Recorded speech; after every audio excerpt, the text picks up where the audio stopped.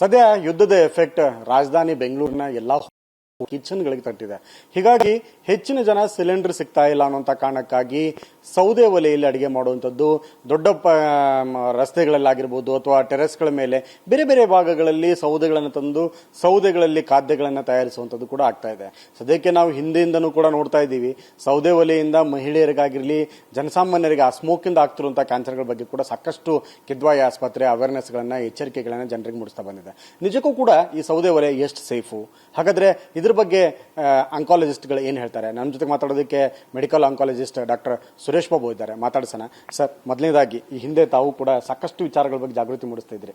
ಈ ಸೌದೆ ಒಲೆ ಬಗ್ಗೆ ನೀವು ಹೇಳೋದಾದ್ರೆ, ಹಿಂದೆ ಒಂದು ಮಾತಿತ್ತು, ಏನಂದ್ರೆ ಒಂದು ಸೌದೆ ಒಲೆಯಿಂದ ಬರುವ ಸ್ಮೋಕ್ 30 ಸಿಗರೇಟ್ಗಳಿಗೆ ಇಕ್ವಲೆಂಟು ಅಂತಾರೆ.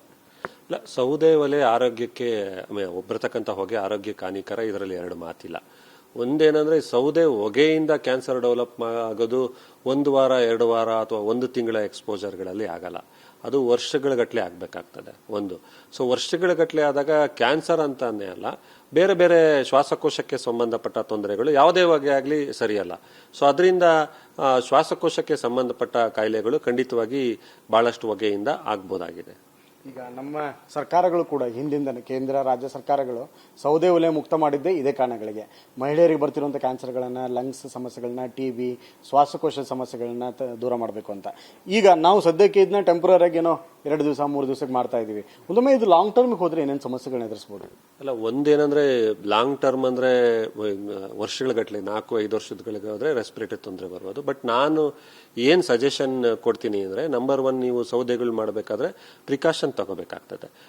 ನೀವು ಒಣಗಿದ ಸೌದೆಗಳನ್ನ ಯೂಸ್ ಮಾಡಿದಷ್ಟು ನಿಮಗೆ ಹೊಗೆ ಕಡಿಮೆ ಆಗ್ತದೆ. ಹಸಿ ಸೌದೆಗಳನ್ನ ಅಥವಾ ಬೇಯಿಸುವಾಗ ಜಾಸ್ತಿ ಪ್ಲಾಸ್ಟಿಕ್ಗಳನ್ನ ಇವೆಲ್ಲ ಹಾಕೋದ್ರಿಂದ ಅದರಿಂದ ಬರ್ತಕ್ಕಂಥ ಒಂದು ಹೊಗೆ ಇನ್ನ ತುಂಬಾ ಹಾನಿಕರವಾಗಿರ್ತದೆ, ಅದನ್ನ ಯೂಸ್ ಮಾಡಬಾರ್ದು.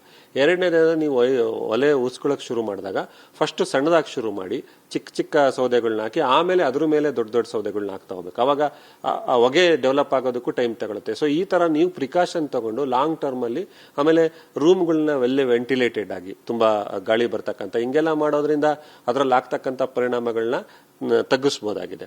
ಸೊ ನನಗೆ ಇರೋ ಪರಿಸ್ಥಿತಿಲಿ ಅಷ್ಟೊಂದು ವರ್ಷಗಳ ತನಕ ಹೋಗುತ್ತೆ ಅನ್ನೋ ಸಾಧ್ಯತೆಗಳು ಕಡಿಮೆ ಅಂತ ನನಗನ್ನಿಸ್ತು. ಒಂದು ಮಾತಿದೆ ಡಾಕ್ಟ್ರೆ, ಇದು ನೋಡಿ, 1 ಗಂಟೆ ಸೌದೆ ಒಲೆಯಲ್ಲಿ ಮುಂದೆ ಕುತ್ಕೊಂಡು ತೆಗೆದುಕೊಳ್ಳುವ ಹೊಗೆ 30 ಸಿಗರೇಟ್ಗಳ ಇಕ್ವಲೆಂಟ್ ಅಂತ. ಇಲ್ಲ, ಅದು ಆತರ ಸೈಂಟಿಫಿಕಲಿ ಏನು ಇದಾಗಿಲ್ಲ. ಬಟ್ ಯಾವುದೇ ಹೊಗೆ ಆಗಲಿ ಆರೋಗ್ಯಕ್ಕೆ ಖಂಡಿತ ಒಳ್ಳೇದಲ್ಲ. ಯಾಕಂದ್ರೆ ಸೌದೆನಲ್ಲಿ ಬರ್ತಕ್ಕಂಥ ಹೊಗೆನಲ್ಲೂ ಕೂಡ ಕ್ಯಾನ್ಸರ್ಗೆ ಹಾನಿಕಾರಕ ಸಬ್ಸ್ಟೆನ್ಸ್ಗಳು ಇರ್ತದೆ. ಸೊ ಆಗಿರೋದ್ರಿಂದ ಆದಷ್ಟು ಅದನ್ನ ಅವಾಯ್ಡ್ ಮಾಡ್ಕೊಳ್ಳೋದೇ ಒಳ್ಳೇದು. ನೀವು ಅದು ಪ್ರಿಕಾಷನ್ ತಗೊಂಡು, ನಾನು ಮುಂದೆ ಹೇಳಿದಾಗೆ ಒಳ್ಳೆ ವೆಂಟಿಲೇಟೆಡ್ ರೂಮ್ಗಳಲ್ಲಿ ಇದ್ದಾಗ ಹೊಗೆಯಿಂದ ತಮಗೆ ಆಗ್ತಕ್ಕಂಥ ಪರಿಣಾಮಗಳನ್ನ ತಗ್ಗಿಸ್ಕೊಳ್ಳೋದು ಒಳ್ಳೇದು ಅಂತ ನಾನು ಹೇಳ್ತೇನೆ.